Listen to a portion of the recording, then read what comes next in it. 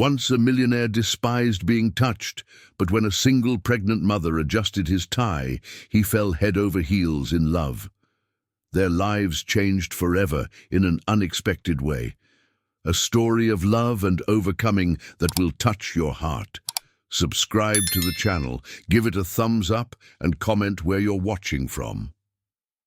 The March rain drummed against the windows of the 25th floor of the building on Fifth Avenue when David Thompson adjusted the cuff of his Italian dress shirt for the third time.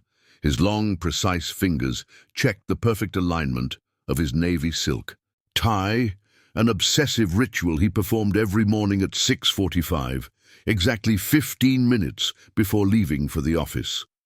The reflection in the bathroom mirror of the penthouse revealed a 38-year-old man with angular features, dark brown hair always impeccably styled, and honey-colored eyes that rarely showed any emotion beyond calculated determination. "Mr. Thompson, the driver is waiting," announced the voice of the housekeeper through the intercom, breaking the morning silence of the minimalist apartment decorated in shades of grey and white. "2 minutes," David replied, adjusting the gold cufflinks that had belonged to his grandfather. The routine was sacred, immutable, controlled, exactly how he liked his life to be. The heavy traffic on the West Side Highway couldn't alter his serene expression as he mentally reviewed the day's agenda. Meeting with developers at 9, presentation for investors at 11, lunch cancelled as always, and in the evening, the charity event at the Plaza Hotel.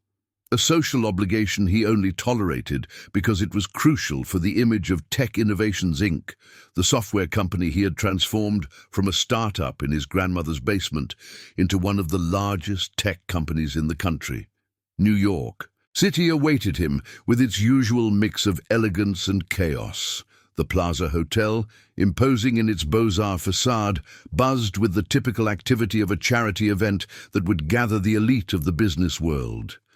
David watched from the car window as photographers strategically positioned themselves at the main entrance. Models and socialites flaunting jewelry worth more than apartments, and businessmen greeting each other with backpats that he considered invasive and unnecessary. "We can use the side entrance, Mr. Thompson," suggested the driver, well aware of his boss's aversion to crowds and flashes. "No, main entrance," David decided, straightening his shoulders. Public appearances were necessary to maintain the company's relevance in the market, even if every second of them made him feel like he was wearing a suit 2 sizes too small. The hotel lobby sparkled under crystal chandeliers, filled with animated conversations about mergers, acquisitions, and the latest scandals from Forbes. David moved through the crowd like an elegant ghost, greeting only with nods, always keeping a safe physical distance from everyone present. His reputation as the most reserved businessman in the country was not by chance. It was a carefully constructed persona to keep people at bay. "David Thompson, what a pleasure to see you here," exclaimed Michael Anderson, president of a multinational cosmetics company, approaching with open arms for a hug. David subtly stepped back, extending his hand for a formal handshake. "Michael, how's business?" The conversation followed the predictable script: numbers, market, economic policy. David mastered the art of appearing completely engaged while mentally calculating how much time was left before he could leave the event without causing speculation in the press. That's when he saw her for the first time. Emily Johnson moved gracefully down the marble staircase, as if born to organize chaos. At 29, she carried in her 7-month round belly the future that kept her awake every night, planning budgets that never seemed to balance. Her light brown hair was pulled back in a low bun that highlighted her delicate neck, and the simple black maternity dress couldn't hide the natural elegance of her movements.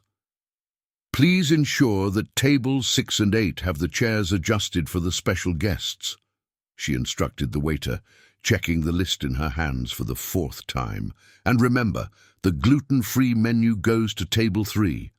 David watched, intrigued, as she coordinated the team without ever raising her voice or showing impatience, even when one of the waiters dropped a tray of empty glasses. In a world where he was used to people shouting to get what they wanted, her professional serenity caught his attention. "Excuse me," she said, passing by him carrying a floral arrangement that needed repositioning. The soft scent of jasmine lingered in the air even after she moved away. David found himself following her movements through the room, observing how she efficiently resolved small crises, how she discreetly adjusted the decor to create the perfect atmosphere that guests wouldn't consciously notice, but would make them feel special. The night continued without major events until the moment of the charity speech. David, as one of the main donors, had to step onto the makeshift stage for a few words about corporate social responsibility. He descended the white marble steps with the same military precision he applied to everything in life, but he didn't anticipate the high heel of one of the socialites who had stumbled and left a small puddle of champagne exactly where he would place his foot. Emily, who was coming up the staircase carrying the backup microphone that the presenter had requested, saw the situation unfold in slow motion. The tall man in the impeccable suit, she still didn't know who he was, slightly slipped on the spilled liquid. Instinctively, and against all protocols of keeping distance from VIP guests, she reached out her free arm to steady him. What happened in the following seconds defied all of David's expectations of himself. He didn't step back. He didn't pull away. He didn't murmur a formal apology and continue on his way. He stood there, simply remaining in place, her arm resting on his, feeling through the fabric of his suit jacket the gentle pressure of her hand that kept him from falling. It was as if 3 decades of conditioning had simply evaporated. "Are you okay?" Emily asked, trying to pull away quickly upon realizing she had touched one of the main guests without permission. "I am," he replied, but his voice came out rougher than he intended. It was then that she noticed his tie was slightly crooked, probably misaligned during the small stumble. Without thinking, a habit acquired after years of caring for her daughter and organizing events where every detail mattered, she reached out and delicately adjusted the silk fabric. The touch lasted only a few seconds, but something fundamental shifted in David Thompson's world. Her fingertips were warm and steady, moving with a precision that rivaled his own. He watched, fascinated, the concentration on her face as she straightened his tie, as if that simple gesture was the most natural thing in the world. There was no calculated interest in her dark eyes, no attempt to prolong contact or turn the moment into something seductive. It was pure functionality, gentle efficiency, genuine care. "All set," she said, stepping back to check the result of her adjustment. "Sorry for the boldness, but—" "No!" David interrupted, surprised by his own response. "Thank you."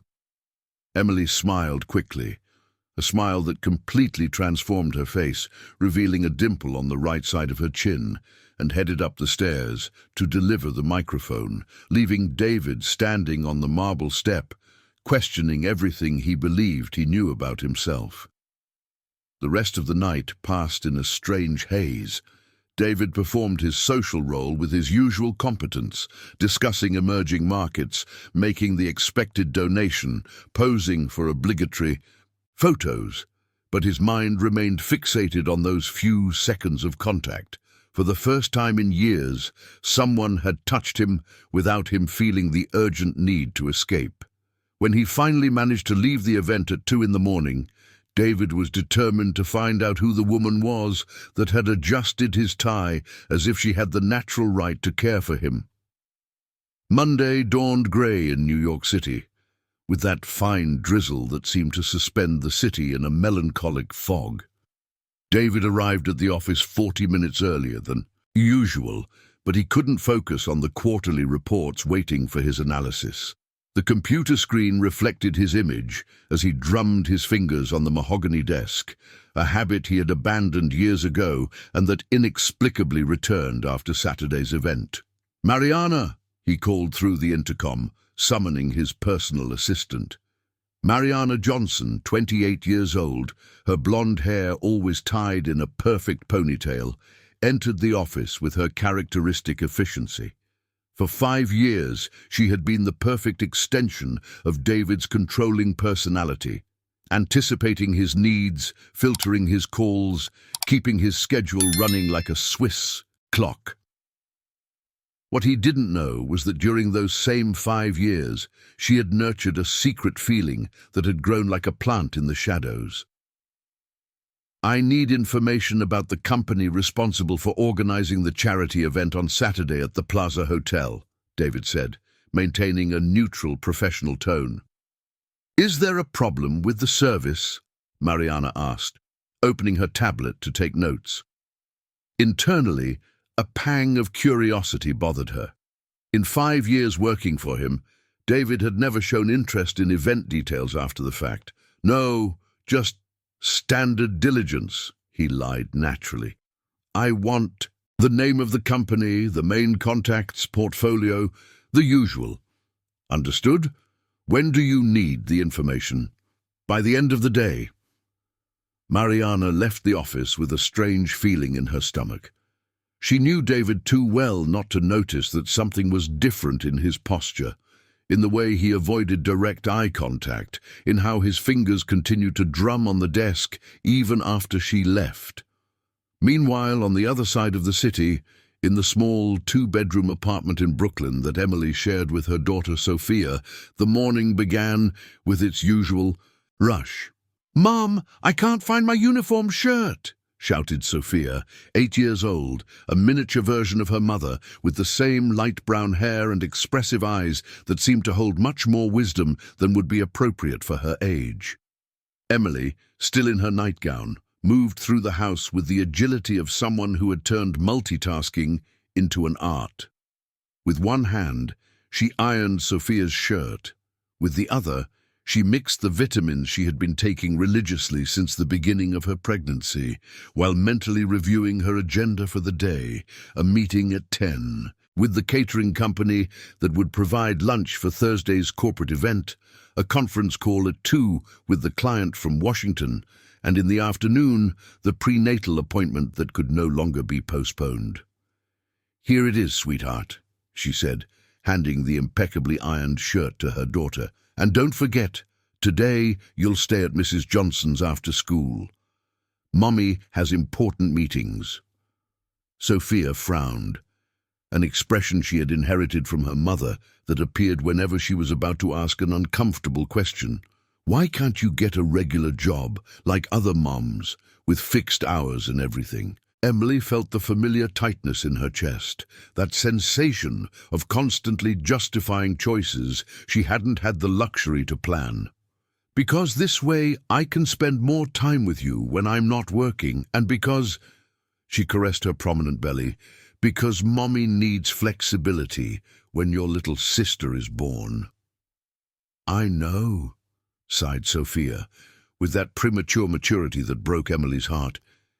"It's just that sometimes I wish someone would take care of us for a change." Her daughter's words echoed in Emily's mind throughout the journey to school on the subway. Emily Johnson was packed on the yellow line. Sophia was not wrong. Ever since her ex-husband Richard had disappeared from their lives the exact moment he found out about her second pregnancy, Emily had been carrying the weight of being simultaneously a mother, father, provider, and planner for the future of 3 people. The 10 o'clock meeting took place in the small but well-organized office she rented in a business center in Brooklyn. The walls were decorated with photos of events she had organized over the last 3 years, corporate graduations, product launches, year-end parties. Each image represented sleepless nights, endless spreadsheets, and the quiet satisfaction of seeing a complex plan executed to perfection. "The menu you suggested is perfect," said Amanda, the HR coordinator from the client company. "But I need to confirm, can you really coordinate an event for 200 people being like this?" She delicately gestured towards Emily's belly. "Of course," Emily replied with more confidence than she felt. "I have an experienced team, and all the vendors are already confirmed. Besides, there are still 2 months until the baby arrives." What she didn't mention were the sporadic contractions she had been feeling for a week, or the fact that her doctor had suggested she slow down, a financial impossibility that he obviously didn't understand. Meanwhile, Mariana had managed to gather the information that David had requested with an efficiency that surprised even her. Johnson Corporate Events, owned by Emily Johnson, specialized in medium and large-scale events in the metropolitan area of New York. An impressive portfolio for a company just 3 years old, loyal clientele, no complaints registered.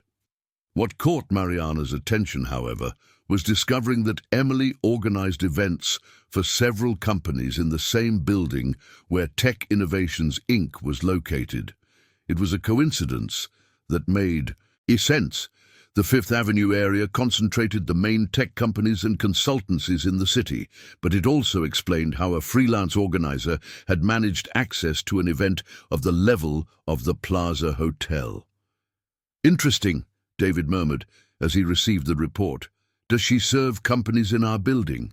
"Yes, Silvera and Associates on the 15th floor, Tech Consult on the 22nd, and she just closed a contract with Digital Minds on the 8th floor for their summer festival." David raised his eyes from the paper for the first time since Mariana entered. "Summer festival?" "Yes, sir. It seems to have become a tradition in the smaller companies in the building. I heard that even the building management is considering doing something official this year." The gears in David's mind began to turn. Tech Innovations Inc. had never participated in corporate festivities. He considered gatherings a waste of time and resources. But perhaps it was time to reconsider some of the company's traditions. "Mariana, I want you to contact the building management. We will sponsor this year's official summer festival." "Sir?" Mariana asked, certain she had misheard. "You heard me. I want it to be a memorable event.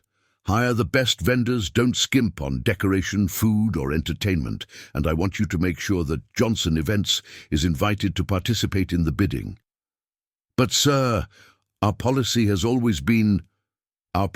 changed," David cut in, returning his attention to the computer screen. "I need this organized for April. The sooner, the better." Mariana left the office with a growing sense of discomfort. In 5 years working for David, she had learned to read his motivations as if they were her own, and for the first time she couldn't decipher what was happening behind those honey-colored eyes that avoided hers. That afternoon, while Emily was at her prenatal appointment listening to the rapid heartbeat of the baby, her phone rang with a proposal that would completely change the trajectory of the coming months. "Johnson Events, this is the management of Fifth Avenue Tower. We have an interesting proposal for you." Emily jotted down the details of the corporate summer festival with increasing excitement. The budget was 3 times larger than any event she had ever organized. The timeline was feasible, and the commission would be enough to ensure financial stability for the first few months after the baby was born. What she didn't know was that 3 floors above, David was watching the street movement through the glass window of his office, wondering if he was committing the biggest madness of his meticulously organized life, or if he was finally doing something that made sense. The month of April arrived in New York, bringing with it autumn and a renewed energy in Fifth Avenue Tower. Emily had spent the last 3 weeks immersed in preparations for the corporate summer festival, transforming her small office into a headquarters filled with samples of plaid fabric, rural decoration catalogues, and endless spreadsheets of vendors. "Mom, are you sure you can handle all of this?" Sophia asked, watching her mother organize small burlap bags that would serve as event favors. The girl had developed a keen practical sense about maternal capabilities, especially considering that her mother's belly now seemed to occupy half the available space in the small office. "I can do it, sweetheart," Emily replied, adjusting one of the colourful banners she was testing for decoration. "Besides, it's just a corporate event, nothing I haven't done before." What she didn't admit, even to herself, was the additional pressure she felt. The generous budget came with proportionately high expectations and rumours that someone very important had personally approved her hiring made every detail seem crucial to the future of her company. That Monday morning, she arrived at Fifth Avenue Tower at 8 o'clock for the first planning meeting with representatives from all the participating companies. The lobby of the building was already buzzing with the typical activity of the start of the week. Executives in their impeccable suits, consultants carrying laptops, interns rushing with coffees and folders. Emily wore a navy blue blazer that partially concealed her 8.5-month baby bump, flat shoes for safety and practicality, and carried a leather folder that had been a gift from Sophia on her last birthday. Despite her nerves, she felt confident and prepared. What she didn't expect was to find David Thompson waiting for the elevator. He looked just as he had at the Plaza Hotel, impeccably dressed in a dark suit, standing tall with a serene expression that revealed nothing about his thoughts. The only difference was the discreet frame glasses he wore while reading something on his smartphone, giving him an even, more intellectual air. "Excuse me," Emily said politely, positioning herself next to him to wait for the elevator. David looked up from his phone screen, and for a moment, just a moment, his emotional control mask slipped. His hazel eyes widened slightly, a micro-expression that someone less observant wouldn't have noticed. "Good morning," he replied, putting his phone away in the inner pocket of his jacket. The elevator arrived, and Emily entered first, followed by David and 3 other executives who were animatedly discussing the stock market indices. She pressed the button for the 22nd floor, where the meeting would take place. "Which floor?" she asked automatically, with the natural courtesy of someone sharing a small space. 22nd as well," he replied, and there was something in his voice that she couldn't identify. The ride to the floor went by in awkward silence. Emily pretended to study the numbers lighting up on the elevator panel while feeling his gaze on her. It wasn't an invasive or disrespectful look, but there was an intensity that made her question if there was something wrong with her appearance. When the doors opened, she headed to the reception of Tech Innovations, Inc., where the planning meeting would be held. "Emily Johnson from Johnson Events," she announced to the receptionist. "Welcome. You can proceed to the conference room. The other participants are already arriving." It was then that David approached the reception as well. "David Thompson, Tech Innovations, Inc., he said, and Emily felt the ground disappear beneath her feet. "Of course, Mr. Thompson. You are on the list as the main representative for the event," the receptionist confirmed, with a deference that made it clear who the real financier of the summer festival was. Emily processed the information as she walked toward the conference room. David Thompson, Tech Innovations, Inc. The man whose tie she had adjusted at the Plaza Hotel was the owner of the most innovative tech company in the country, and apparently her new client. The conference room on the 22nd floor had a panoramic view of the city that would have impressed Emily on any other day. At that moment, however, she could barely concentrate on anything other than David's presence, who had positioned himself on the opposite side of the table, maintaining the characteristic physical distance she had observed at the charity event. "Well, now that everyone has arrived," Amanda from Tech Innovations, Inc. began, "we can start the planning meeting for the first official corporate summer festival at Fifth Avenue Tower." Emily opened her folder and took out the detailed proposals she had prepared, mentally thanking her mother for the obsession with planning she had inherited. Her voice came out firm and professional as she began to present the event concept. The central idea is to transform the building's terrace into an authentic urban summer festival, she explained, distributing the boards with the visual layout. Colourful flags creating a sky over the entire space, strategically placed. Food stalls, a stage for dance performances and musical acts, and a kids' area for employees' children.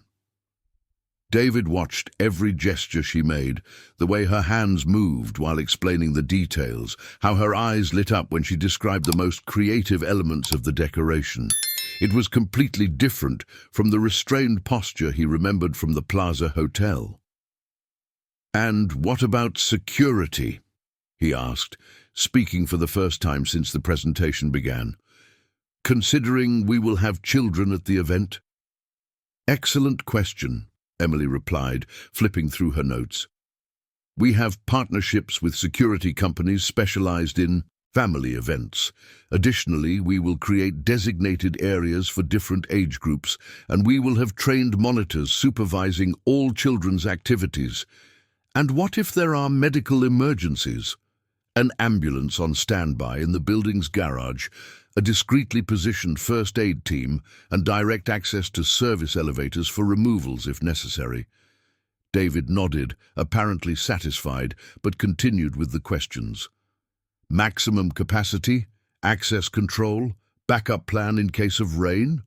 The other participants in the meeting began exchanging glances. It was unusual for David Thompson to personally attend planning meetings, and even more unusual for him to ask so many detailed questions about operational aspects. Emily, for her part, answered each question with increasing precision. Instead of being intimidated by the interrogation, she seemed energized by the opportunity to demonstrate that she had thought through every possible contingency. "Mr. Thompson," she finally said, "may I ask what your main concern is? That way I can focus on the aspects you consider most relevant." The direct question caught him off guard. For years, people had asked him questions indirectly, trying to guess what he wanted to hear. She, however, had simply asked, "I want to ensure that it will be an inclusive event," he replied, choosing his words carefully, "that both executives and operational staff feel equally welcome." "I completely understand," Emily said, and there was a sincerity in her voice that made David lift his eyes from his notes to look directly at her. "In fact, that is exactly the philosophy behind all my choices. The summer festival is democratic by nature. It doesn't matter if you're a CEO or an intern, everyone looks a bit silly dancing."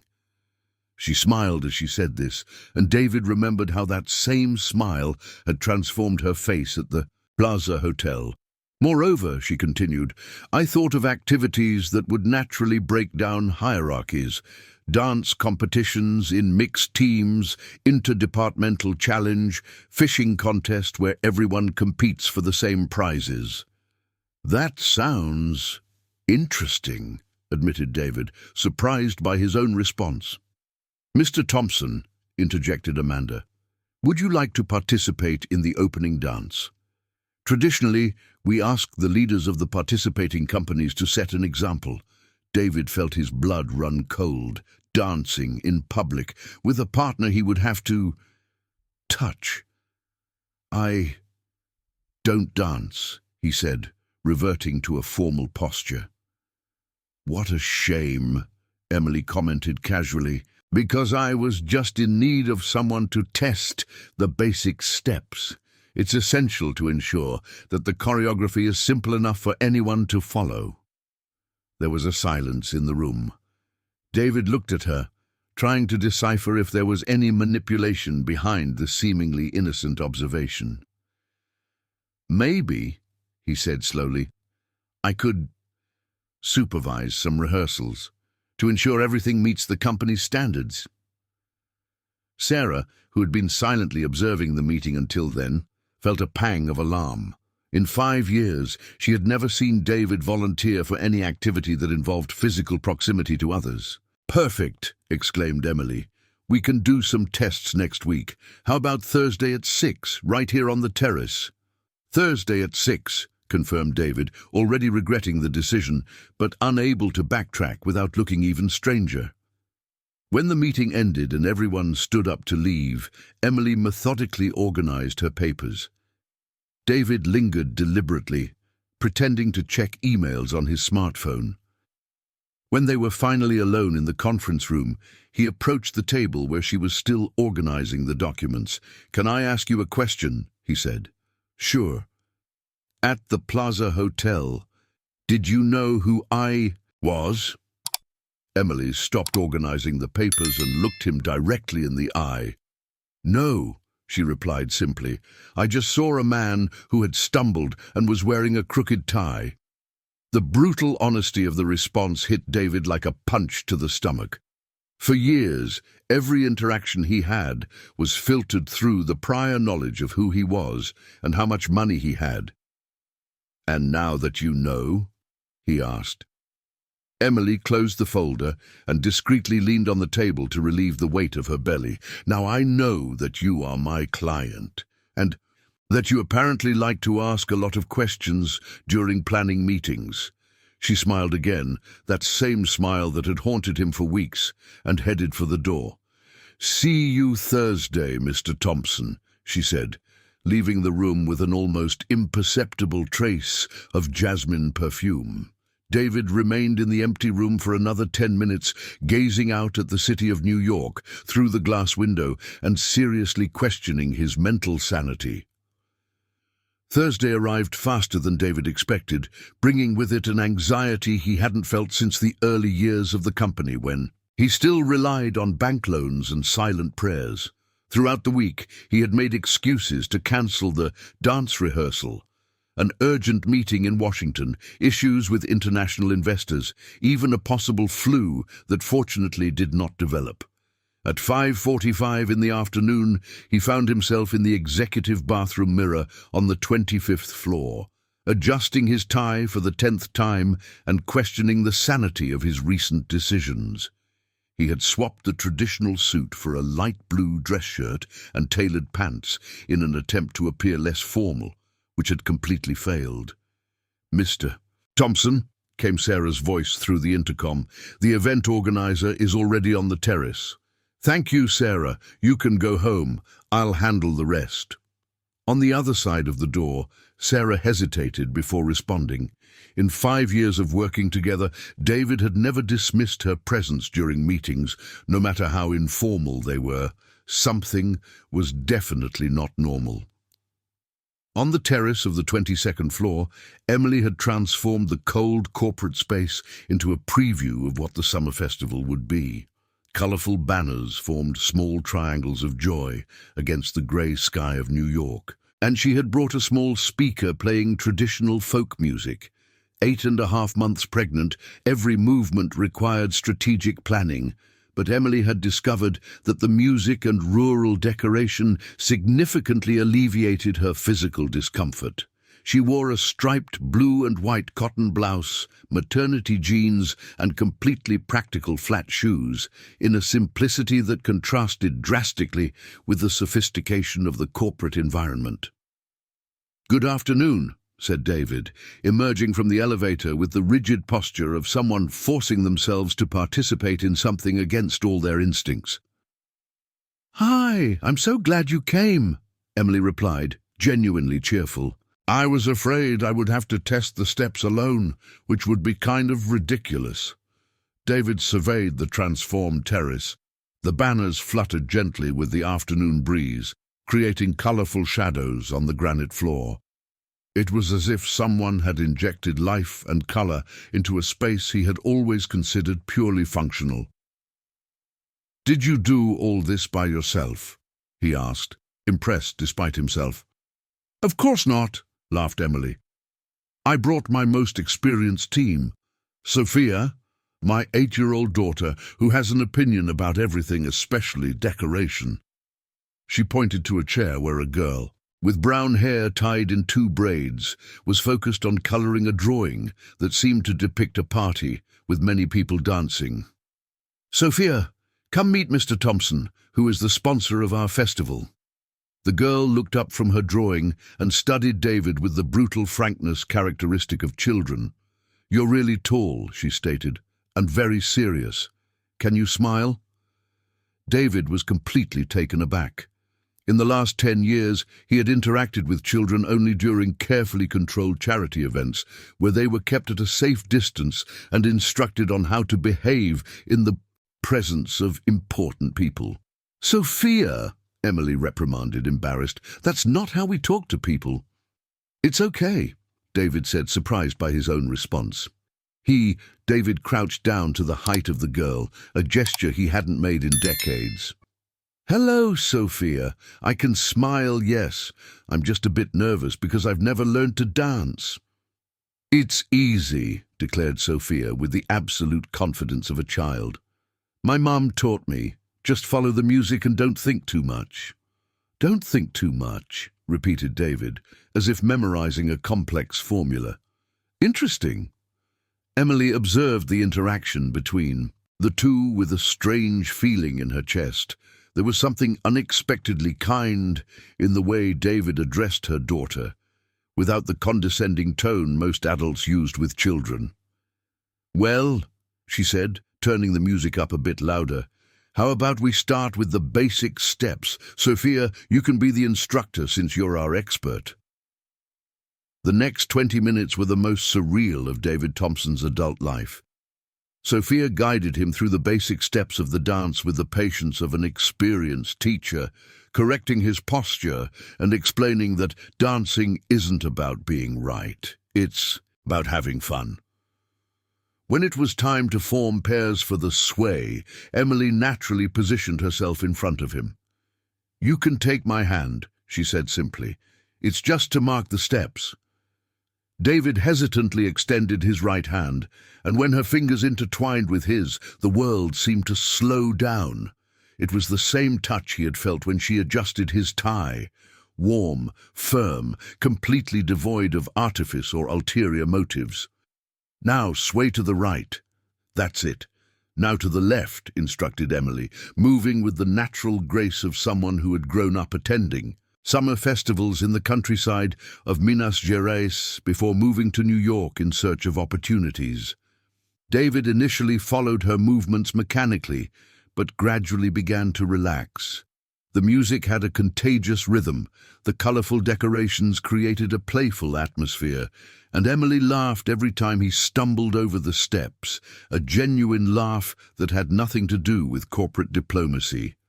"You're getting the hang of it," she said when they completed the first sequence without major disasters. "You just need to stop counting mentally. The music has its own rhythm." "I always count," David admitted. "Steps, timing, breathing. It's how I maintain control." Emily stopped dancing and watched him for a moment. "What if you tried not to control, just for a few minutes?" The question sounded like an existential challenge. David had built his entire adult life on the meticulous control of every possible variable. The idea of simply letting it happen was almost incomprehensible. "I don't know if I can," he said honestly. "Mommy!" interrupted Sophia. "You two look like a couple dancing like that." Both David and Emily instinctively pulled away, their hands separating as if they had received an electric shock. "Sophia, what kind of idea is that?" Emily said, trying to laugh but clearly embarrassed. "We're just rehearsing for the event." "It's just that you keep looking at each other like in that movie we watched last week," insisted the girl with the relentless logic of childhood. David felt heat rise to his neck. It was true. During the dance, he had caught himself watching Emily's face with an intensity that definitely surpassed any professional need. "Maybe," he said, returning to his formal posture, "it would be better to test the other elements of the event. The decorations are excellent, the music is appropriate. I think we can consider the dance part approved." "Of course," Emily quickly agreed, starting to gather the decorations with more abrupt movements than necessary. "Sophia, help put everything away. It's getting late." As mother and daughter organized the materials, David remained standing in the center of the terrace, observing the city of New York, stretching infinitely in all directions. For the first time in years, the skyline of buildings and avenues did not give him the usual feeling of control and power, but rather a strange sense of loneliness. "Mr. Thompson," called Emily, already with her bag on her shoulder and Sophia beside her holding a small pink backpack. "Is there anything else you'd like to review for the event?" David turned to respond and found himself involuntarily capturing a scene in his memory.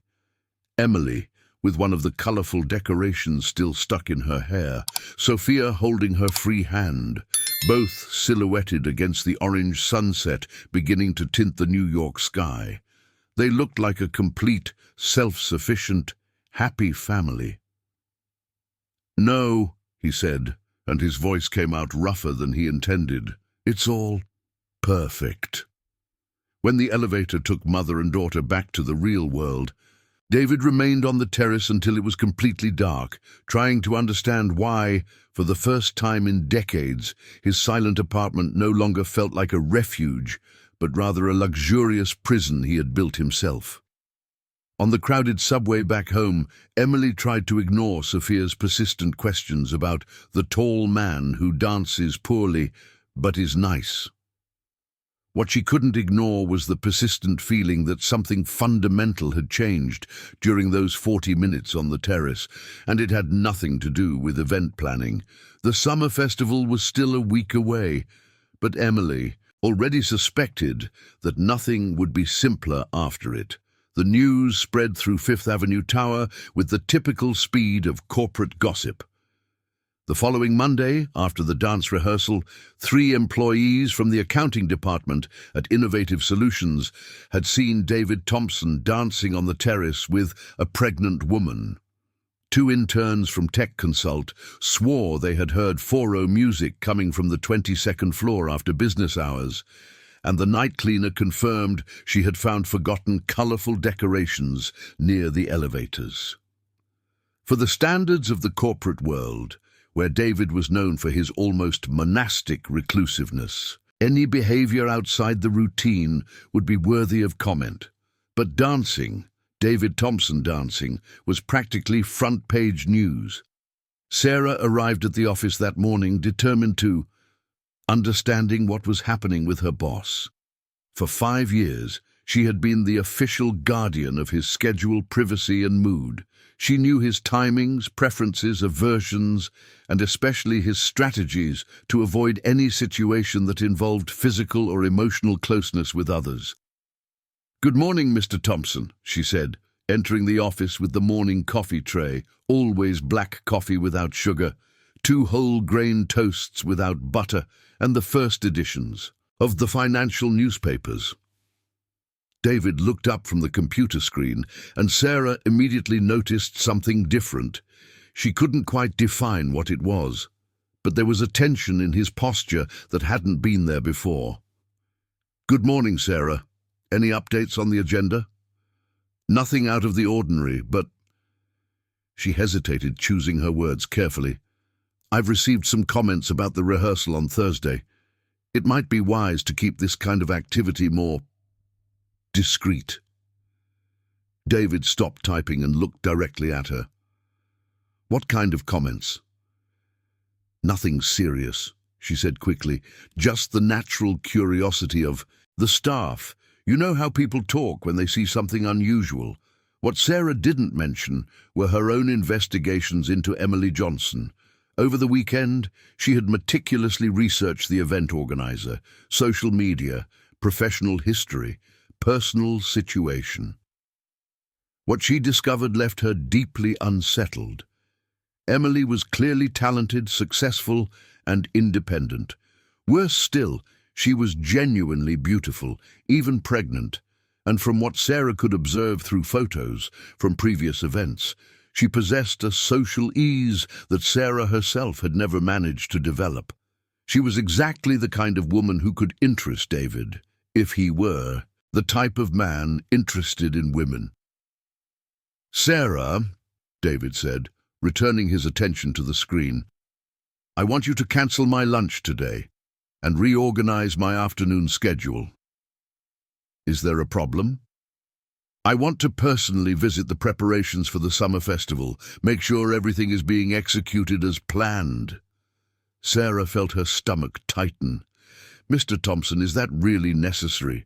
The organizer seems quite competent." "Exactly. Competence deserves recognition." It was an explanation that explained nothing, and they both knew it. Meanwhile, on the other side of the city, Emily was facing her own challenges. Her ex-mother-in-law, Mrs. Johnson, had shown up unannounced at her house that morning, ostensibly to help with Sophia, but clearly with other intentions. "Emily, my dear," said the 62-year-old woman, her grey hair always perfectly styled and clothes that cost more than Emily's monthly rent, "I need to talk to you about some rumours that have reached my ears." Emily, who was trying to prepare Sophia's breakfast while mentally organising the logistics of the festival suppliers, felt a chill of apprehension. Mrs. Johnson never came to just talk. "What kind of rumours?" she asked, pouring chocolate milk for her daughter. "About you and certain inappropriate involvements during your work," Mrs. Johnson said with the disapproving tone she had perfected over 20 years of marriage to a retired judge. "People are saying you were seen dancing with men during work hours." Sophia looked up from her cereal, interested in the adults' conversation.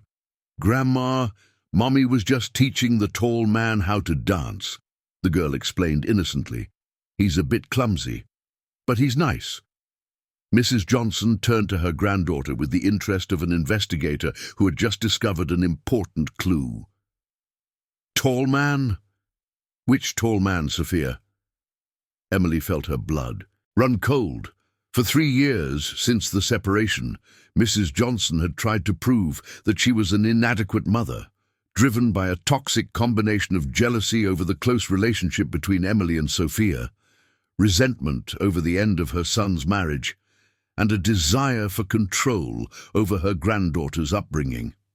"Sophia, finish your breakfast. It's time for school," Emily said firmly. "Emily," Mrs. Johnson insisted, "I'm serious. If you're getting involved with men during work, it could affect your ability to properly care for the children." "There's no involvement," Emily replied, trying to keep her voice calm. "I was working. It was a rehearsal for a corporate event. A rehearsal that included dancing with a single man." "How do you know he's single?" The question slipped out before Emily could control herself, and she immediately realized her mistake. Mrs. Johnson smiled with the satisfaction of someone who had just confirmed her suspicions.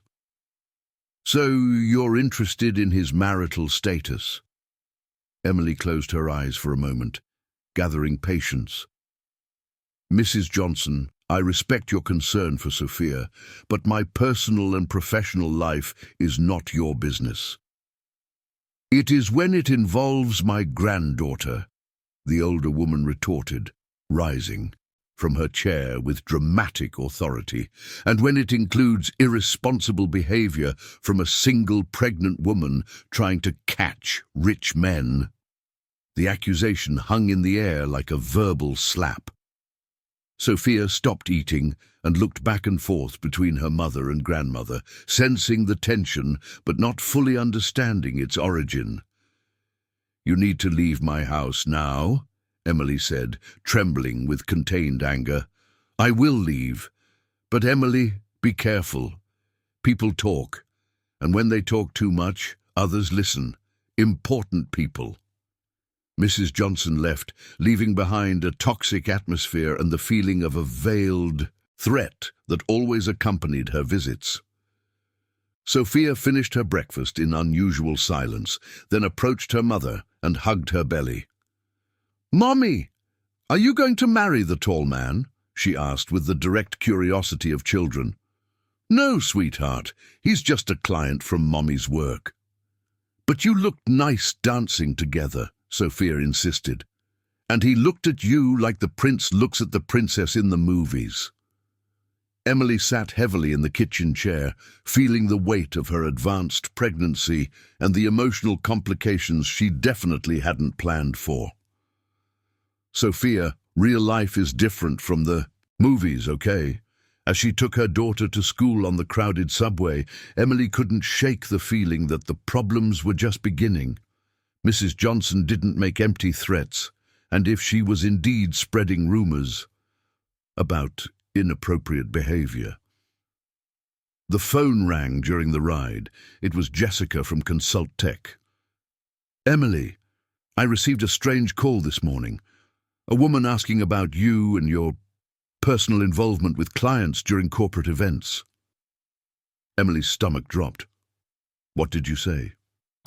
"That you are extremely professional and that we don't discuss personal lives of vendors with strangers. But I thought you should know." When Emily arrived at the location where they were setting up the booths for the summer festival, the parking lot had been temporarily transformed into an operations center. She found David personally inspecting every detail of the decorations. He was wearing dark jeans and a navy polo shirt, a surprisingly casual look that made him appear younger and less intimidating. He was talking to the sound vendor about the positioning of the speakers when she approached. "Good morning, Mr. Thompson. I didn't expect to see you here." David turned, and for a moment they stared at each other in silence. There was something different about his face, a tension she couldn't identify. "I wanted to check in personally to see if everything was going well," he said, "and I wanted to talk to you about something that came to my attention." Emily's heart raced. "About what?" David hesitated, clearly uncomfortable. "It seems our collaboration last week generated some inappropriate comments. People speculating about personal motivations." "What kind of speculations?" "That you might be trying to take advantage of the situation professionally or personally." Mrs. Johnson's words echoed in Emily's mind. People talk. And when they talk a lot, others listen, important people. "And do you believe these speculations?" she asked, lifting her chin with wounded dignity. David watched her for a long moment, her flushed face of indignation, her shoulders straight despite the visible fatigue of late pregnancy, her dark eyes shining with a mix of anger and hurt. "No," he finally said. "I don't believe it. But I thought you should know that people are talking." "Thank you for the information," Emily replied coldly. "I will take steps to ensure there are no more misunderstandings about my professionalism." She moved away to supervise the booth setup, leaving David standing in the middle of the parking lot, realizing he had managed to hurt her just when he was trying to protect her. The summer festival would take place the following Friday, but the tension between them had created a distance that felt much greater than the 6 days remaining. The Friday of the summer festival dawned with the clear sky typical of autumn in New York, a meteorological blessing that Emily took as a small sign that perhaps things could go well. She arrived at Fifth Avenue Tower at 5 in the morning, accompanied by a team of 12 people who would transform the corporate terrace into an authentic urban summer festival. At 9 months pregnant, just 3 weeks away from her due date, every movement Emily made required strategic planning. But her determination to prove she could execute a flawless event outweighed any physical discomfort. She wore a cotton dress patterned in shades of blue and white, practical flat shoes, and had tied her hair back in a ponytail that highlighted the determination on her face. "Emily, are you sure you don't want to sit for a bit?" asked Michael, her most experienced assistant, watching her check the positioning of the food tables for the 3rd time. "I'm fine," she replied automatically, though she knew it wasn't entirely true. The Braxton Hicks contractions had intensified during the week, and her doctor had suggested relative rest, an impossibility when you were 6 hours away from delivering the biggest event of your career. The terrace was unrecognizable. Hundreds of colorful flags created a cheerful ceiling that transformed the formal city view into something cozy and festive. Wooden booths offered hot apple cider, popcorn, corn pudding, and typical sweets. A small but well-structured stage awaited the folk music group that would perform after the opening dance. Round tables covered with checkered tablecloths spread across the space, and a carefully designated kids area ensured that children would have their own safe space. At 6 in the evening, the first guests began to arrive. Emily positioned herself strategically near the entrance to greet and guide people, but kept a constant eye on the overall movement of the event. It was her tried and true method, total visual control of the situation. David arrived promptly at 6:15 as always, but his appearance caused admiring murmurs among the attendees. He had swapped his impeccable suits for dark jeans, a blue and white checkered shirt rolled up to the elbows, and leather boots that gave a surprisingly casual air to the businessman everyone knew only in formal executive mode. "Good evening," he said as he approached Emily, who was organizing the registration forms for the opening dance. "Good evening, Mr. Thompson," she replied with cold, professional courtesy, not lifting her eyes from the papers. The distance between them had crystallized during the week. After the uncomfortable conversation about the rumors, Emily had adopted an extreme professionalism that excluded any personal closeness.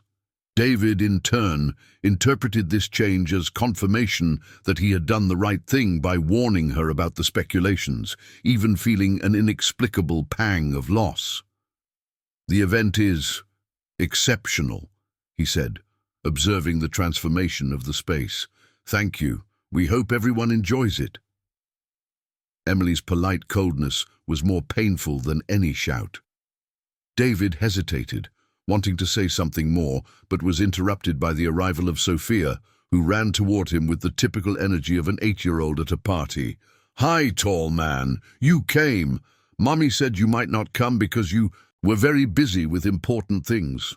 "Sophia," Emily scolded, embarrassed.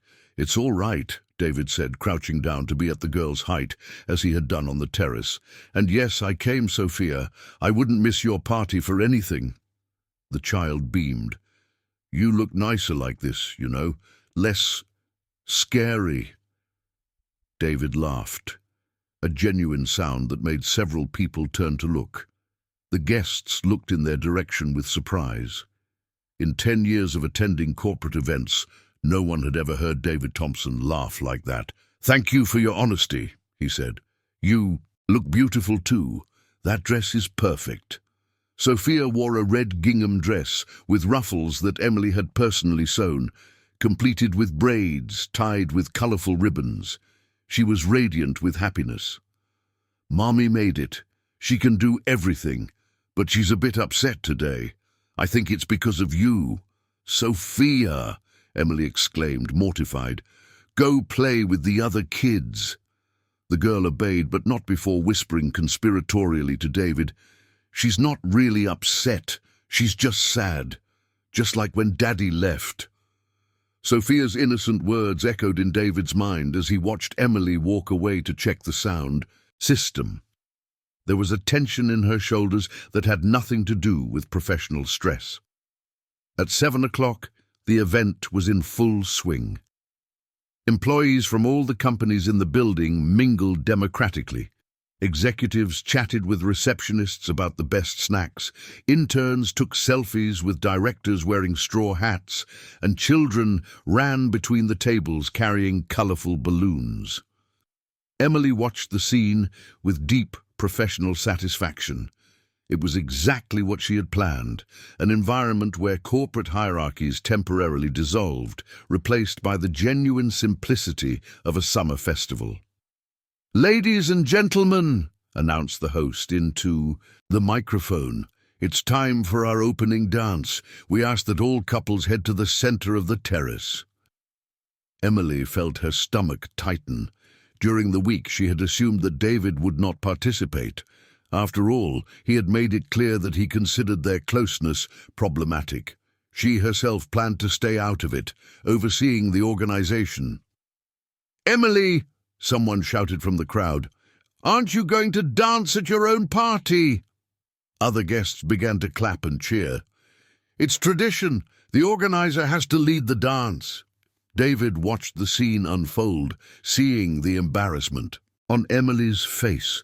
She was clearly torn between the desire to participate and the lack of an available partner. All the other couples were already positioning themselves. That's when he made a decision that surprised everyone, including himself. "Can I be your partner?" he said, stepping closer to her amid the crowd's growing applause. Emily looked at him in surprise.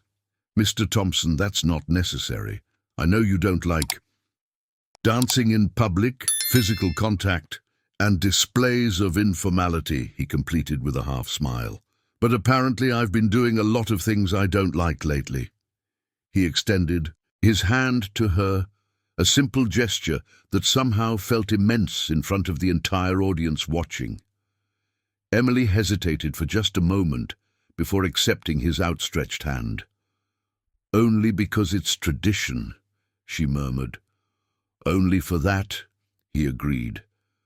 But there was something in his voice that suggested other motivations. The music for the dance began. "Jump Over the Bonfire," in the classic version, and 12 couples positioned themselves in 2 parallel lines. Emily and David were at the front as the main couple, all eyes fixed on them. "Swing, swing," commanded the host, and the dance began. The first steps were tense and cautious. David focused on not stepping on Emily's feet, while she tried to ignore the feeling that his touch was too warm and too familiar for her own good. But gradually, as the infectious music took over the atmosphere, they both began to relax. David stopped mentally counting the steps and simply followed the natural rhythm that Emily set for the movements. She, in turn, temporarily forgot her professional coldness and let the genuine joy of the party take over her. "Anarie!" shouted the host, and all the couples moved in a circle. It was during this rotation that the moment that would change everything happened. Emily, moving with more energy than would be prudent at 9 months pregnant, felt a sudden and intense contraction that made her lose her balance. Instinctively, she grabbed David's arm to avoid falling, but this time the contraction did not pass. "David," she murmured, using his first name for the first time.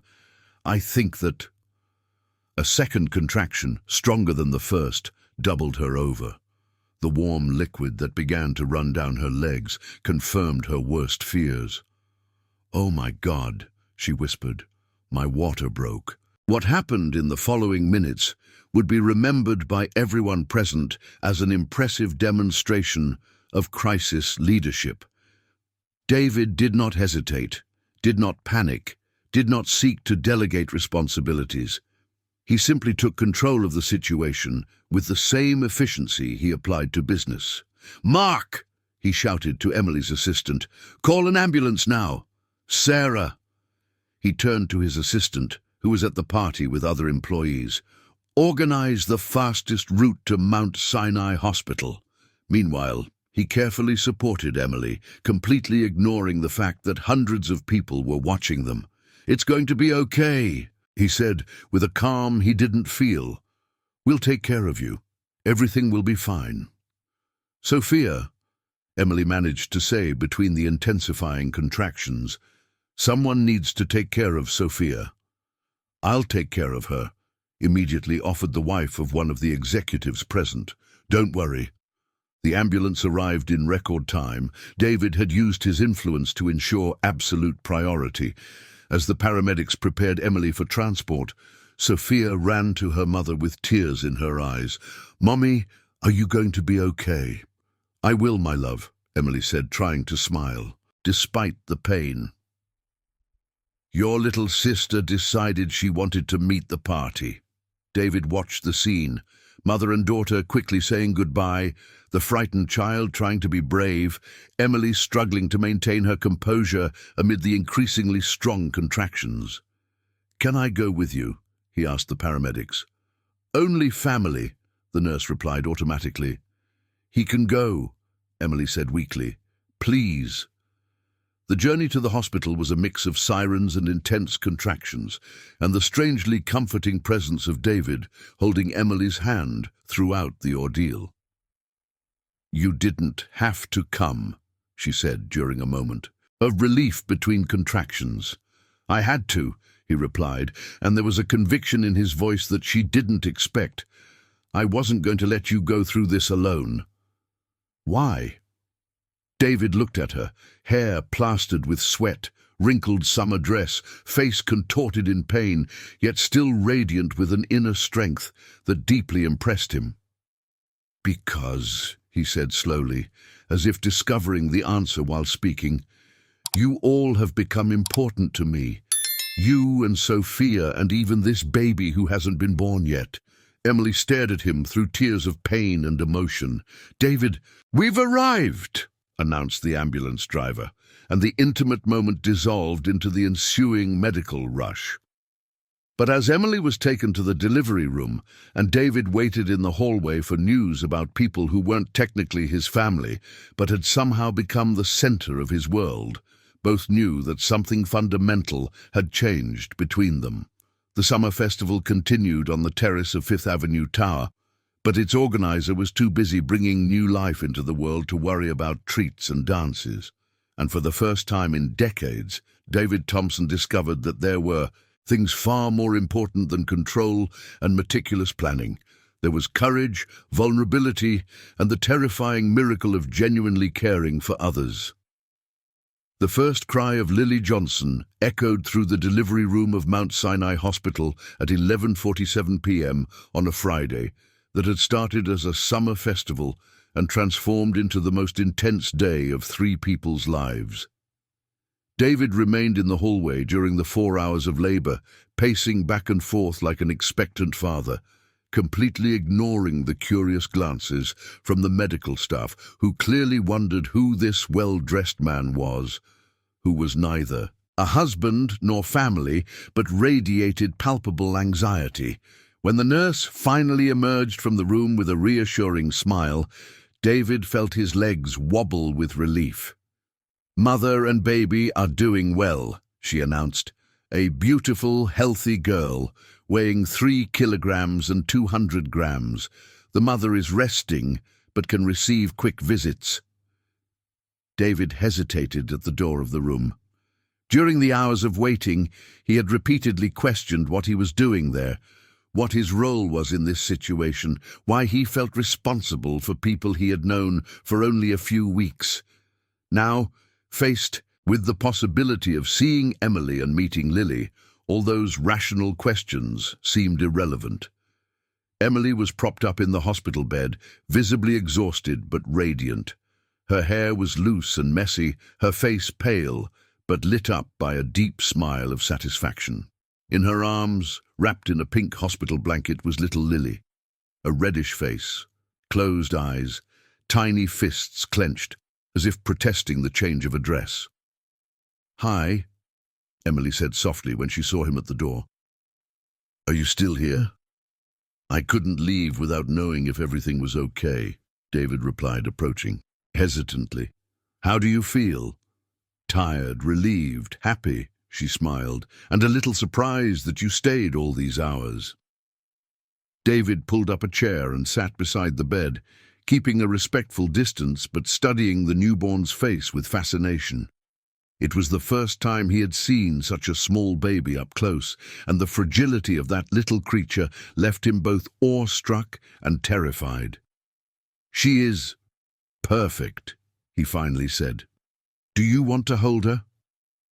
The question caught him completely off guard. "I don't know. I've never held a baby." "It's easy. Just support her." Head. Before David could protest or make an excuse, Emily was carefully placing Lily in his arms. The baby's minimal weight, the soft breathing, the distinctive scent of a newborn, all of this created an avalanche of sensations he didn't know how to process. Lily opened her eyes for the first time since he arrived, dark eyes like her mother's, but with a comically serious expression that drew an involuntary smile from David. "I think she's sizing me up," he murmured, genuinely impressed. "All the Johnson women do that," Emily laughed. "Sophia studied you the first time you met."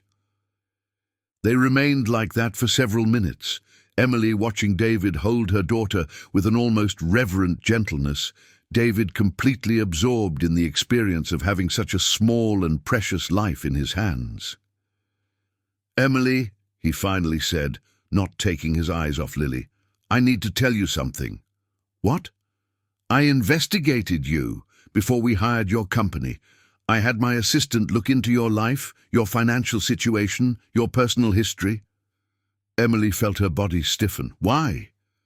"Because—" David hesitated, searching for the right words. "Because you moved me in a way I couldn't understand. And when I don't understand something, my reaction is to investigate, analyze, try to control. And what did you find out?" David finally looked her directly in the eye. "That you are exactly who you seem to be. Honest, talented, independent. That you have been raising Sophia alone for 3 years. That you work more hours than you should to maintain financial stability. That your ex-husband is a coward who abandoned you when he found out about the second pregnancy." The words came out like a painful confession. Emily processed the information in silence, torn between indignation at the invasion of privacy and a strange sense of relief at not having to explain her story. "Did you hire me out of pity?" she finally asked. "No," David said firmly. "I hired you because you are the best at what you do. The investigation only confirmed that besides being competent, you are genuine. Something rare in my world." Lily began to squirm in his arms, and Emily reached out to take her daughter back. "David," she said as she settled the baby for breastfeeding, "I need to ask you a direct question." "Go ahead." "What do you want from me?" "Me? Us?" The question hung in the air between them. David knew it was the moment of truth when he would have to verbalize feelings he could barely comprehend. "Honestly," he said slowly, "I don't know. I know that for the first time in 10 years, I wake up thinking about other people besides myself. I know that Sophia makes me laugh in a way I had forgotten was possible. I know that watching you work, create, solve problems makes me question everything I think I know about strength and independence." He paused, observing Lily nursing with complete concentration. "And I know that holding your daughter right now makes me feel like maybe I could be part of something bigger than my company and my business plans." "But you don't really know me," Emily said softly. "We're people from completely different worlds." "Are we?" David questioned. "Because when we were dancing tonight before all this happened, for the first time in decades, I felt whole." The nurse entered the room to check on Emily and Lily's vital signs, momentarily interrupting the intimate conversation. "Visiting hours are over," she announced gently. "Mommy and baby need to rest." David stood up, hesitating. Can I come back tomorrow? Bring Sophia to meet her sister?" "Sure," Emily replied. "But David—" "Yes?" "Let's take it slow, okay? I have 2 girls to think about now. I can't afford impulsive decisions." "I completely understand," he said, heading for the door. "Rest. We'll talk tomorrow." When David finally got home at 3 in the morning, he found dozens of messages on his phone. Worried employees, clients wanting to know about the summer festival, Sarah asking where he was. But the only message that really mattered was from Sophia, who was at the home of the family that had offered to take care of her. "Hi, tall man. Is Mommy okay? And my little sister, is she pretty? Are you going to be our daddy now?" Sophia's innocent question echoed in his mind as he took a shower and tried to process the last 12 hours. Being a father, being part of a family, concepts he had filed away as impossible so long ago that he couldn't even remember when he had stopped considering them. In the quiet, minimalist apartment that had always been his perfect refuge, David realized that for the first time in years, the silence did not soothe him. On the contrary, it made him feel a loneliness he hadn't realized existed. The next morning, he woke up with an unusual clarity about what he wanted to do. After a lifetime of decisions based on risk analysis and financial return, he was about to make choices based on something much more dangerous and unpredictable. Hope. At the hospital, Emily was nursing Lily for the 4th time since her birth, marveling at the intensity of maternal love that surprised her with every glance at her newborn daughter. But a part of her mind was occupied processing the conversation from the night before with David. There was something genuine in his vulnerability, in the way he held Lily, in the way he spoke about Sophia. But Emily had learned in the most painful way possible that men could be convincing when they wanted something and disappear when reality became inconvenient. The difference was that this time she had much more to lose than just her own heart. When Sophia arrived at the hospital that afternoon, accompanied by David and carrying a bouquet of yellow flowers she had chosen herself, Emily watched closely the interaction between the three. Sophia treated David with the natural familiarity of children who have found a trustworthy adult. David answered the girl's incessant questions with genuine patience, and Lily slept peacefully in his arms as if she had always belonged there. For a few moments, watching that scene through the foggy window of the hospital room, Emily almost managed to imagine that maybe, just maybe, happy endings really existed outside of movies. Almost. The first 2 weeks of September passed in an unexpectedly domestic routine that surprised everyone involved. David, who for the last 10 years had considered any deviation from his rigorously planned schedule a system failure, found himself rescheduling meetings to visit Emily and Lily in the hospital, and later, when they were discharged, at the small apartment in Brooklyn that he visited religiously every day after work. "Mummy, David brought diapers again," announced Sophia one Tuesday afternoon, opening the door to find David carrying bags from the most expensive supermarket in Brooklyn. "And he bought that powdered milk you said was too expensive." Emily, who was on the couch nursing Lily, felt the familiar mix of gratitude and discomfort that David's constant kindness provoked. For 2 weeks, he had shown up daily with something: diapers, ointments, baby clothes, homemade food made by his chef, educational toys for Sophia, children's storybooks. "David, you don't need to keep bringing things," she said as he meticulously organized the groceries in the small kitchen. "We're fine." "I know you're fine," he replied, folding the plastic bags with the obsessive precision he applied to everything. "But let me help, just until you fully recover." The truth was that David had discovered an unexpected satisfaction in taking care of practical details that made Emily's life easier. Buying the best brand of diapers available, ensuring the fridge was always stocked, providing a top-of-the-line baby monitor, small gestures that gave him the feeling of contributing to the well-being of the 3 people who, inexplicably, had become the center of his world. "Can I hold Lily?" he asked as he did every time he arrived. Emily smiled, a smile that had become less cautious as the days went by, and placed the baby in his arms. It was impressive how quickly David had adapted to handling a newborn. His movements, initially tense and overly careful, were now natural and confident. "How was your day?" Emily asked, settling into the couch to observe the moment. Emily watched the interaction between David and Lily. "Productive," David said automatically, then hesitated. "Actually, no. I spent most of the time thinking about how you all were doing, if Lily was sleeping well, if Sophia was feeling too jealous of her sister." "And were you?" laughed Emily.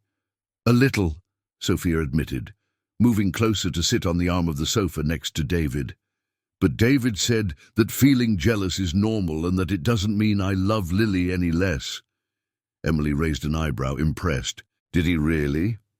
David blushed slightly. I researched about older sibling adaptation. I read some articles on child development. It was so typically David, approaching parenthood like a research project, that Emily couldn't help but laugh. You researched about being an older sibling? And about newborn care, cognitive child development, and, he hesitated, clearly embarrassed, about how to support single mothers in the postpartum period. The confession created a moment of silence, charged with emotion. Emily realized, perhaps for the first time, the seriousness with which David was considering his presence in their lives. David, she said softly, can I ask you something? Of course. Why don't you have your own family? I mean, you're 38, successful, intelligent. David was silent for a long moment, seemingly focused on Lily, who was peacefully sleeping in his arms. Because for a long time I believed that emotional closeness was a vulnerability I couldn't afford, he finally said. And now? Now. He looked at Sophia, who was colouring a family drawing that always included a tall male figure next to the 3 female figures. Now I'm starting to think that maybe the real vulnerability is living alone. Sophia looked up from her drawing. David, have you ever been married? No, Sophia, never. Why not? The child's direct question demanded an equally direct answer. David looked at Emily, who nodded encouragingly. Because when I was about your age, he explained carefully, my parents fought a lot. And one day my father hurt my mother during an argument. From that day on, I decided it was safer not to get too close to people. Sophia frowned, processing the information with the seriousness she reserved for important matters. But you're not like your dad, she said, with the crystal-clear logic of childhood. You're kind. And you never yell, and you always ask if you can hold Lily instead of just taking her. Sophia's observation about consent and kindness struck David like a revelation. For decades, he had assumed that intimacy inevitably led to pain and conflict, basing that certainty on the only family reference he had known. He had never considered that perhaps his own personality was fundamentally different from his father's.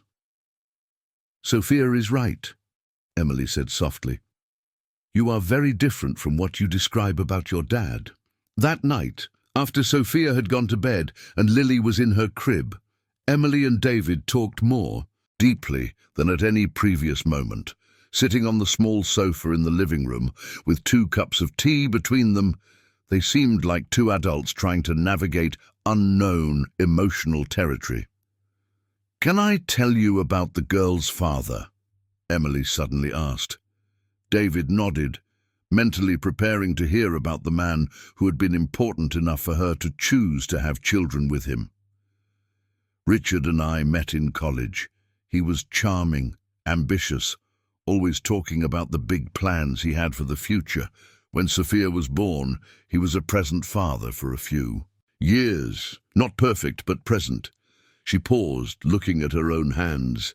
When I found out I was pregnant with Lily, he said he wasn't ready for more responsibilities, that he had professional goals that a second daughter would interfere with. He just disappeared. I'm sorry, David said sincerely. The hardest part wasn't that he left, Emily continued. It was realizing that for 7 years I had fallen in love with an idealized version of him, not the person he really was. He was always selfish and immature. I chose not to see. David processed the confession, understanding the layers of caution Emily maintained regarding him. That's why you hesitate to trust me, he said, more as a statement than a question. Partially, she admitted, but also because she looked him directly in the eye, because I'm afraid of creating a fantasy again, of letting myself believe that you really want to be part of our lives when maybe it's just a temporary novelty. David was silent for several minutes, carefully choosing his words. Emily, I can assure you one thing. This is not a temporary novelty for me. I don't know exactly what it is, because I've never felt this way before, but I know that I wake up every day thinking about you three, and I go to bed every night planning how I can be helpful in your lives. And what if you find out that domestic life is more complicated than it seems? What if Sophia throws a tantrum, or Lily cries all night, or I get stressed and grumpy? David smiled, a genuine smile that completely transformed his face. Emily, I manage a company with 500 employees. I deal daily with crises, impossible deadlines, and inflated egos.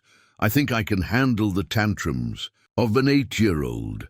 Despite her concerns, Emily laughed. Besides, he continued, growing more serious, I want to know all the versions of you, the happy Sophia and the grumpy Sophia, the calm Lily and the crying Lily, and most importantly, he looked at her intensely, the confident Emily and the vulnerable Emily.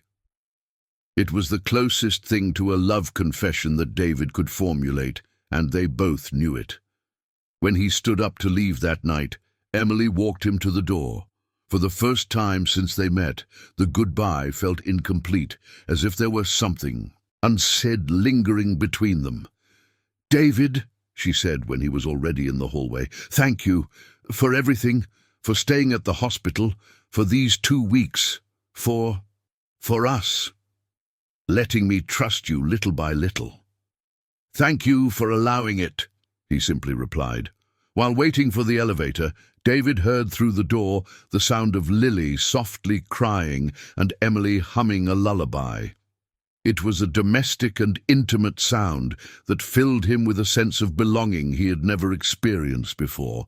In the quiet apartment on Fifth Avenue, for the first time in 10 years, silence did not bring peace, but rather the growing certainty that he had found something he hadn't even known he was searching for.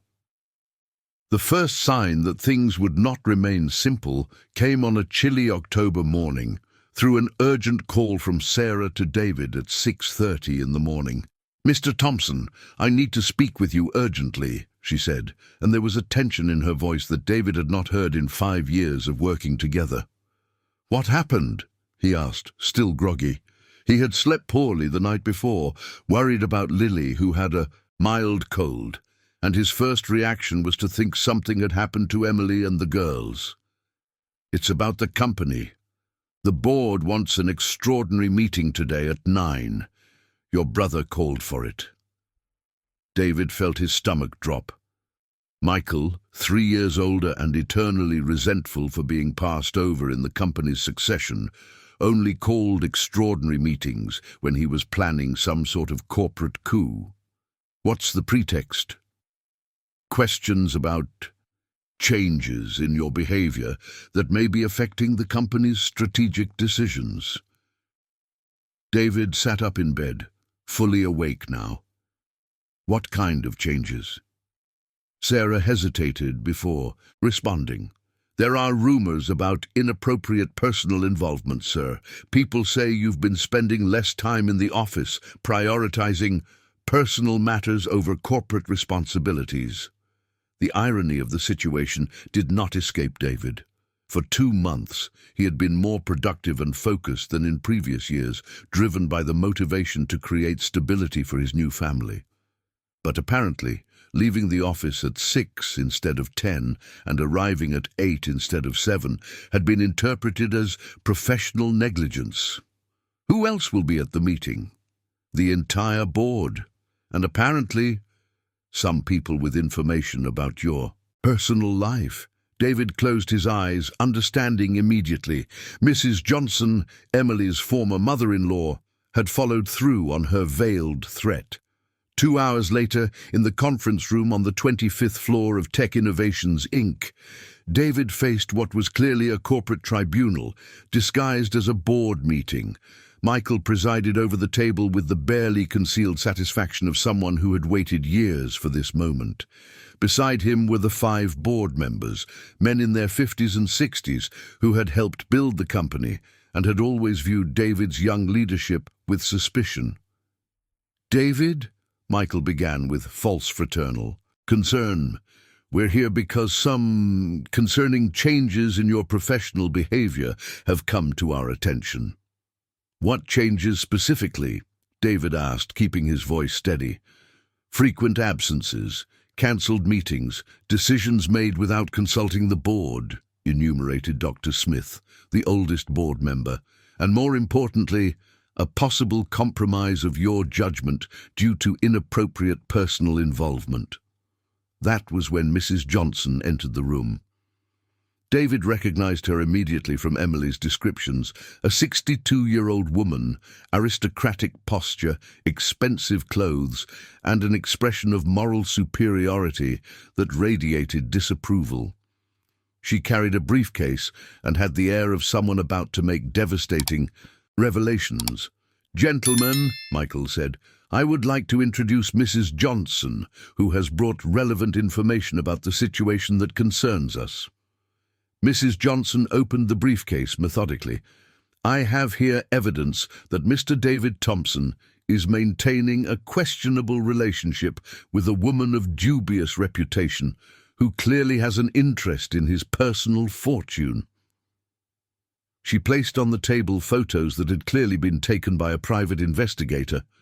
David, entering Emily's building carrying shopping bags, playing with Sophia in the small playground of the condominium, holding Lily in his arms during a walk in the park. "This woman," Mrs. Johnson continued with barely concealed disdain, "is a single mother of 2 children from different fathers, who precariously organizes events and who has obviously identified Mr. Thompson as an opportunity for social ascent." David felt the fury rise in his chest, but forced himself to maintain composure.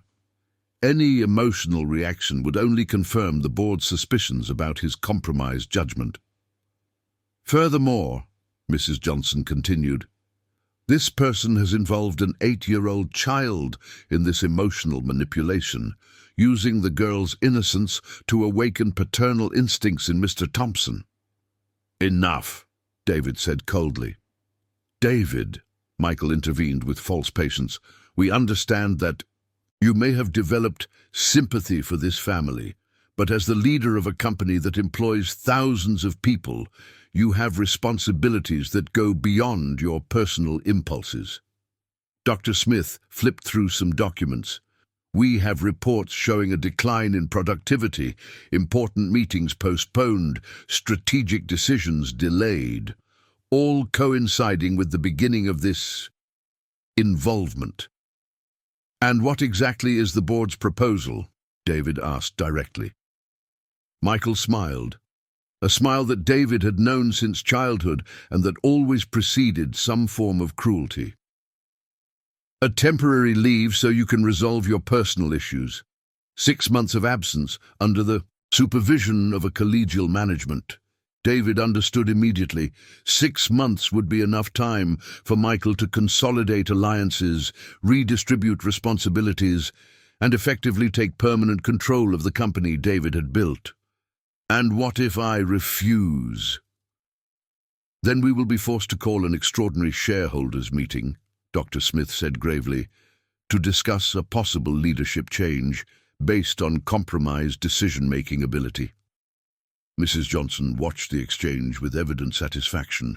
For her, destroying the relationship between David and Emily was merely a side effect of the main objective, proving that her former daughter-in-law was a gold digger and regaining influence over Sophia's life. "May I have some time to consider?" David asked. "Until Friday," Michael said magnanimously. 3 days to decide what is more important. A company you built over 10 years, or a romantic whim for a family that isn't yours?" David left the meeting feeling as if the ground had disappeared beneath his feet. As he walked to the elevator, Sarah caught up with him in the hallway. "Mr. Thompson," she said quietly. "I'm so sorry. I didn't know it would be like this." David turned to face her. "Sarah, can I ask you a direct question?" "Of course. Did you participate in that investigation about Emily?" Sarah hesitated long enough to confirm his suspicions.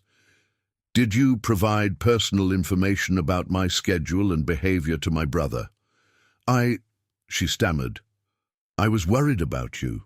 These sudden changes, this behavior so different. I thought maybe you were being manipulated." David nodded slowly, finally understanding the extent of the betrayal. For 5 years, Sarah had been his professional confidant, knowing his habits, schedules, vulnerabilities, and for 2 months she had meticulously documented every change in his behavior to provide ammunition to his opponents.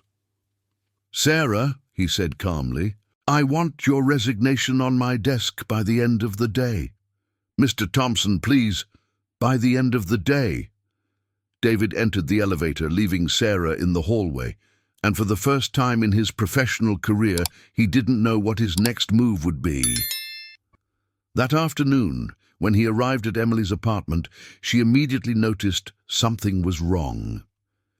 David seemed to be carrying the weight of the world on his shoulders, and there was a tension in his face that she hadn't seen since the early days after Lily's birth. "What happened?" she asked directly. While Sophia played with Lily on the living room rug, David told her everything: the meeting, the accusations, Mrs. Johnson's presence, the ultimatum from the board. Emily listened in silence, watching her new reality crumble word by word. "So," she said when he finished, "your corporate family wants you to choose between your company and us." "It's not exactly like that." "It is exactly like that, David," Emily cut in, abruptly rising from the sofa.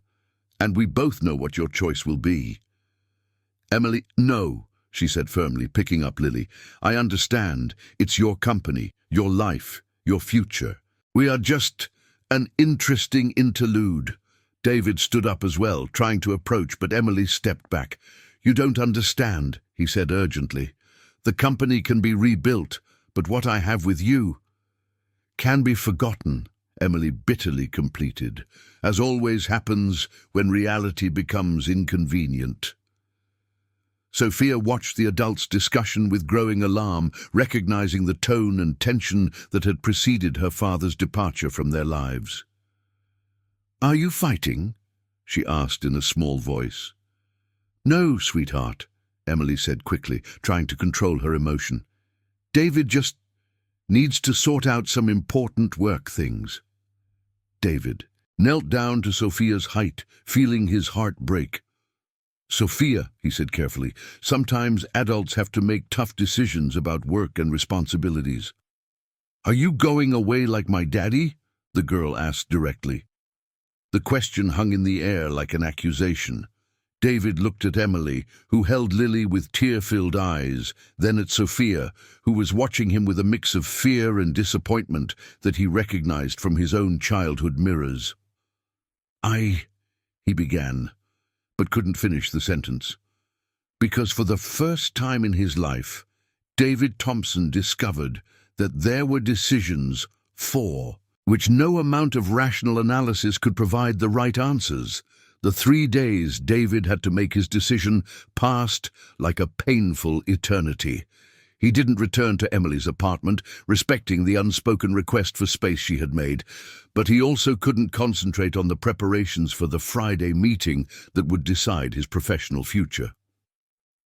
On Wednesday night, alone in his quiet apartment that once represented peace and now felt just empty, David did something he hadn't done in nearly 20 years. He called Dr. Edward Smith, the therapist who had helped him process the trauma of his childhood after his mother's violent death. "David," the 60-year-old man said with the warm voice he remembered, "what a surprise to receive your call after so many years." "Dr. Smith, I need help making a decision that will affect the rest of my life." For 2 hours, David told the whole story, from the first meeting with Emily to the board's ultimatum. Dr. Smith listened without interruption, only asking pointed questions that helped David clarify his own feelings. "David," the therapist finally said, "can I ask you a question?" "Sure. If you were to die tomorrow, what would be your biggest regret?" David didn't hesitate. "Not fighting for them, for us. And if you choose the company and keep your life as it was before, how will you feel in 10 years? "Empty," David admitted. "Completely empty." "Then it seems to me that you already know what your choice is. The question is whether you have the courage to face the consequences." On Thursday, David made a decision that surprised everyone involved. Instead of waiting for the Friday meeting, he called a press conference for that afternoon at the Tech Innovations Inc. auditorium. The room was filled with economic journalists, company employees, and board members who were completely caught off guard. "Ladies and gentlemen," David began, positioning himself at the podium with the same confidence he had shown in hundreds of corporate presentations, "I come to announce a personal decision that will affect the future of Tech Innovations, Inc." Michael, sitting in the front row among the board members, had a look of growing alarm. "For 10 years, David continued, "I have dedicated my life entirely to this company. I worked 7 days a week, sacrificed personal relationships, and defined my worth as a person exclusively through professional success." He paused, finding, in the back of the auditorium, Emily's face, which David had arrived accompanied by Sophia and Lily.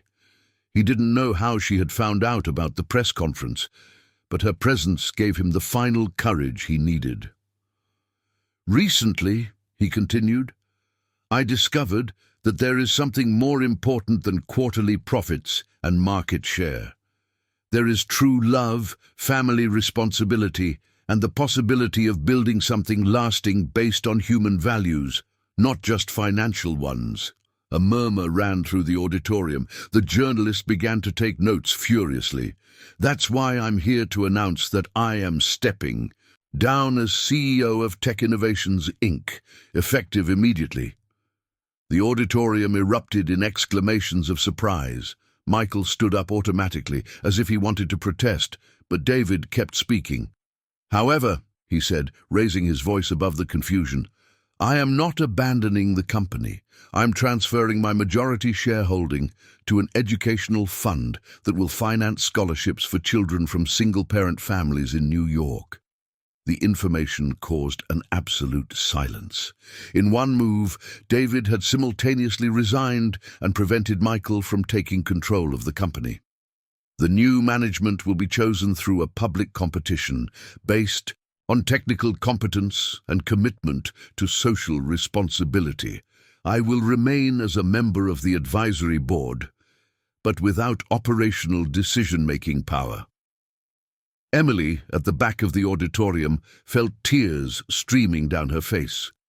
Sophia, who didn't fully understand what was happening, held her mother's hand and watched David with admiration.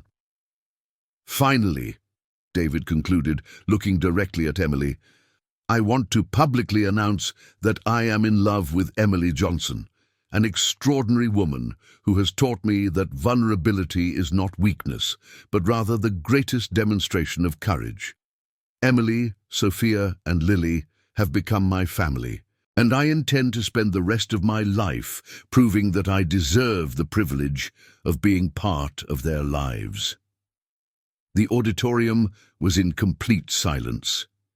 David stepped down from the podium, ignoring the shouted questions from journalists, and walked determinedly toward Emily.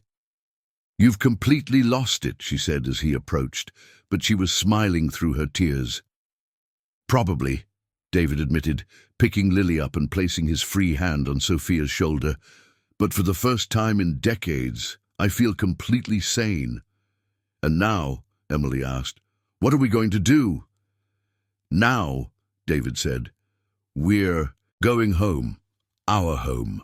And we're going to figure out together what it means to build a family based on conscious choices, not convenience or fear." "Are we all going to live together?" Sophia asked, with the natural excitement of an 8-year-old. "If your mother agrees," David said, looking at Emily with a question in his eyes.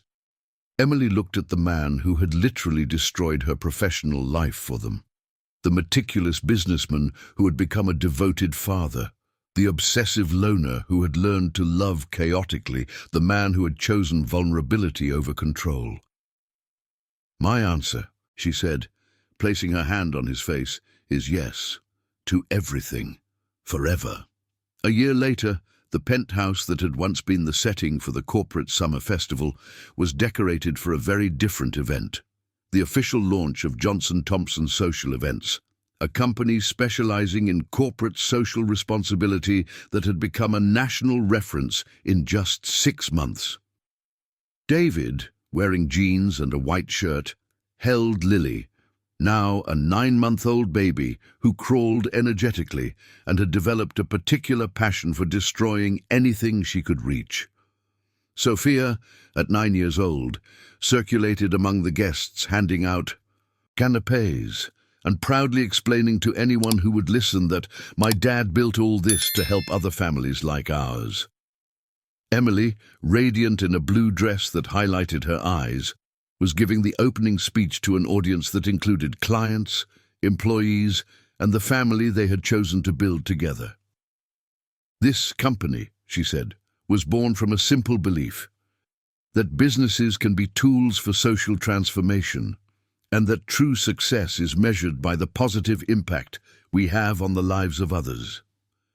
She looked at David, who was watching with the patient smile of someone who had learned that true love is not about finding someone perfect, but about consciously choosing to grow alongside someone imperfect. "My partner," Emily continued, "often says that the best decisions in life are those we make with our hearts, but implement with our minds." David stepped up to the microphone, holding Lily, who was insisting on trying to grab the sound equipment. "What my partner doesn't mention," he said, "is that she taught me that a family is not something we find ready-made, but something we consciously build every day through small choices of love and commitment." Lily chose that moment to clearly articulate her first daddy, causing an explosion of emotional ahs from the audience. Sophia ran to the stage and hugged David's legs. "Now tell everyone how you knew you wanted to marry Mommy." "Sophia!" Emily exclaimed, embarrassed. "No, it's fine," David laughed, picking up Sophia too. "It was easy, Sophia. I knew I wanted to marry your mother the day she fixed my crooked tie and made me feel for the first time in decades that someone genuinely cared about me." He looked at Emily, who had tears in her eyes. "And I knew I wanted to be your dad," he said to Sophia, "the day you told me that dancing wasn't about being right, but about having fun." The city of New York stretched infinitely around them. But David no longer saw a horizon of business possibilities or professional achievements. He simply saw the future he had chosen to build, a life where vulnerability was strength, where family was a conscious choice, and where true love was not about protecting or saving someone, but about growing together consciously one day at a time. Sophia gave David a loud kiss on the cheek. Lily, happily, drooled on his shirt. Emily smiled with that expression of complete happiness that he had learned to value more than any quarterly profit. And for the first time in 40 years of life, David Thompson felt exactly where he was meant to be.